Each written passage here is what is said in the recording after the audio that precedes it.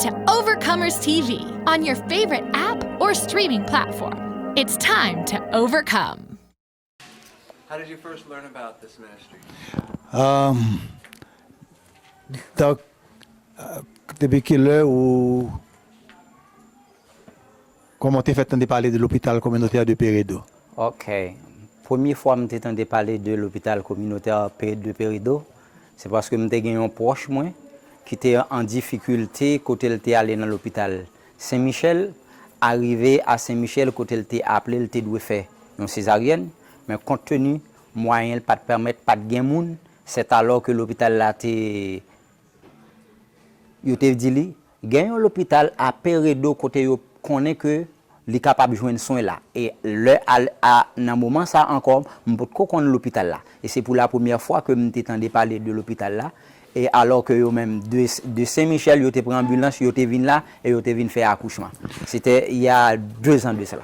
So 2 years ago, first time I heard about the hospital, I had someone near my family who had to do a C-section, and they went to a hospital at Saint Michel in Jacmel, which is the state hospital, and there was no doctors, no one to help that lady, and I read about the hospital, and they said there is a hospital in Pérédo. If you take her there, they will receive her, and then they will take good care of her. And this is the first time I had heard about the Pérédo hospital. Tell me about his role and his involvement here at the hospital. Mais qui rôle occupé dans l'hôpital communautaire de Pérédo? Bon, dans l'hôpital ici, moi travaille en tant que médecin généraliste. I work here as a generalist doctor. I'm a doctor here. And talk about what's the vision, what's the mission, what's the heartbeat of this ministry? Qui vision ouais l'hôpital là gain côté que vous voulez qu'il rive qui sont ouais et dans l'hôpital là. Donc l'hôpital communautaire de Pérédo, c'est un hôpital qui est arrivé à aller loin par rapport à la qualité de service nous commencer à offrir là-dedans. The hospital, the Pérédo Community Hospital, is a hospital that is going to go very far because of the kind of care we are providing to people. Parce que c'est seul l'hôpital que nous sommes capables de joindre au niveau du département, même lorsque l'hôpital, l'État, a une série de services que nous ne sommes pas capables de joindre, et nous avons un exemple d'un patient qui est hospitalisé là. Tout à l'heure, nous avons parlé de patients ça, même lorsque moun yo, de l'autre côté, ils n'ont pas de soins, ils n'ont pas prendre dans aucun autre hôpital, mais ils viennent ici, dans Pérédo, nous faire prise en charge pour eux. Even though there's a state hospital in Jacmel area, there are patients who will go to them and they cannot take care of them, and the patients will come here, and we have a case here that I can talk with you about it later. En plus, c'est un hôpital qui pas servi seulement département sud-est là. He said this hospital is not only serving only the southeast department. Parce que nous gagnons des patients qui sortis Port-au-Prince dans le sud, dans au Cap, dans tout l'autre département et qui viennent chercher soins ici. Ce qui montrait que l'hôpital communautaire de Pérédo n'est pas seulement servi département sud-est là, mais c'est Haïti l'a servi par rapport avec quantité de monde qui viennent chercher soins ici et qui joignent soins qui retournent en bien. He said this hospital is not only serving this community, but it is serving the whole country, Haiti. There are people who come from the north, people who come from the south, people who come from all over who would come and receive good care here in this hospital. That's good. So talk about how important, what kind of patients and what kind of families come here, what kind of situations do you see? Qui genre de patients, qui genre de familles, qui genre de situations, de cas ou rencontrer ici là? Ok. Nous rencontrons différents cas de pathologie. Nous recevons des cas de brûlure. It's a burn. We receive about a case of burn, En pile cas accident. accidents, Et c'est en pile cas accident. En pile cas de prostate. a lot of prostates, cancer, En pile cas de hernie. hernias, Et en pile l'autre monde qui gagne un problème au niveau hépatique. a lot of how to say hepatitis, yellow fever, Exactement. Et en pile problème gastrite. lot of gastro, Exactly. OK. Nous avons des cas de pneumonie, pneumonia, nous avons des cas de hernie, a lot of hernias, Motorcycle accidents? motorcycle accidents, motorcycle, en pile, yeah, a lot. en pile. Et nous avons un cas là. Nous And faisons recevoir. we have a case which just a patient we just received now. Very good. So, talk about how important it is for people to help support this ministry, the ways they can do that. Si vous avez à parler au monde de l'hôpital là, vous avez et encourager eux pour être capable de supporter l'hôpital là qui sont à dire au monde. Bon.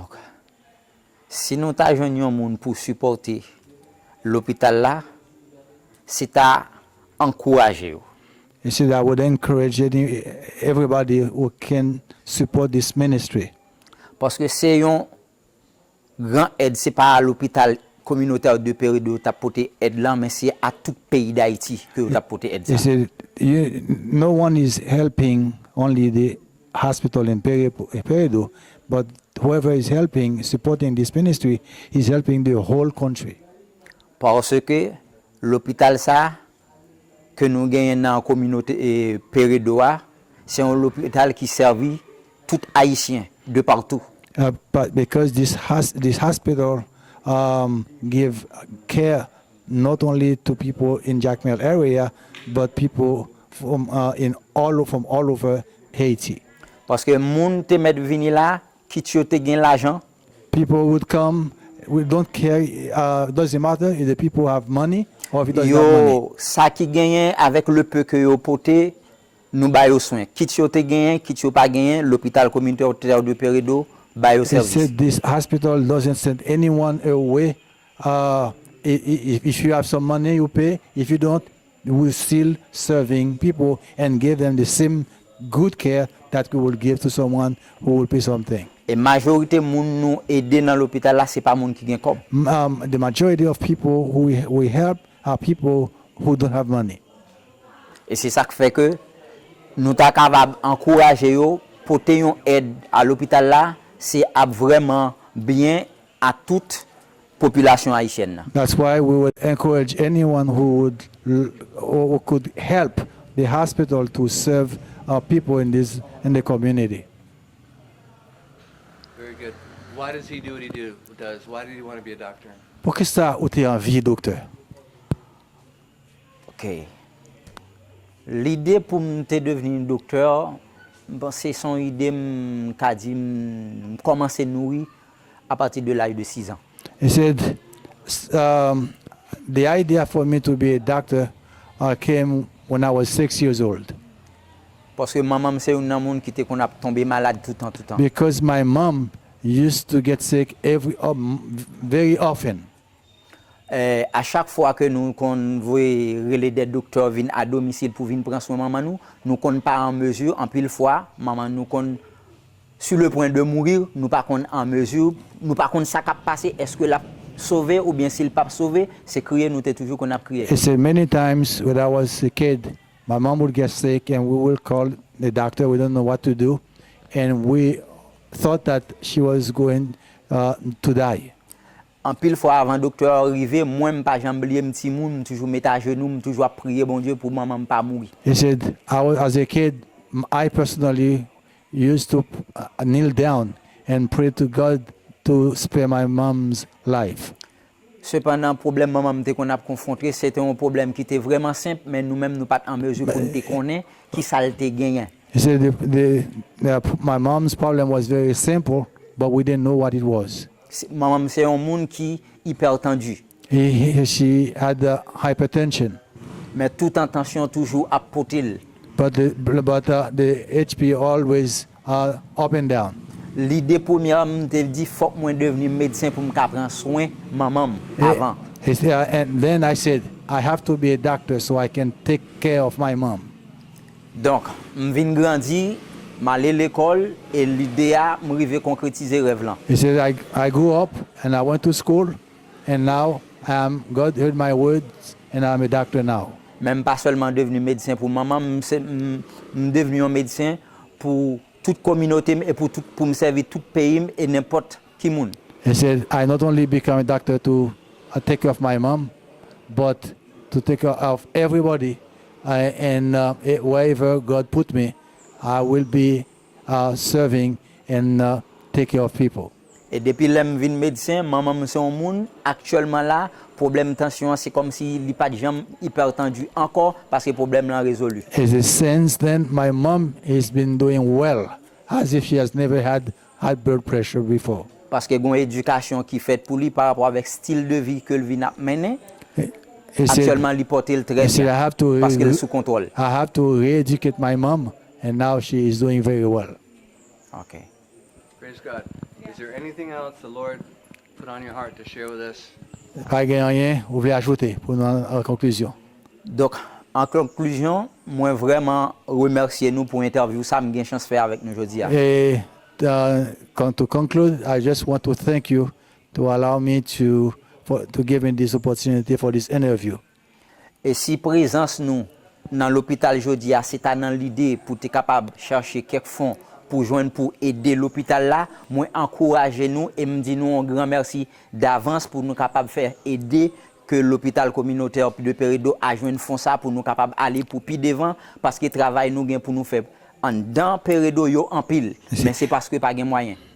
If your presence here today is something that will bring some financial help to the hospital, I encourage you, because what this hospital is doing for this community doesn't stay here. It goes beyond what we are doing here, and we are welcome anyone who will help the hospital. Pour cette raison, parce que service nous dans l'hôpital là yo englobé, mais l'hôpital là doit arriver dans une dimension pour tout service dans l'hôpital là yo séparé. Et pour ça, on a besoin plus de personnel, a besoin de plus bras pour travailler ça yo fait. He said our goal is to have more hands, more doctors. We want all to specialize our services so that we can give better care to people in the future.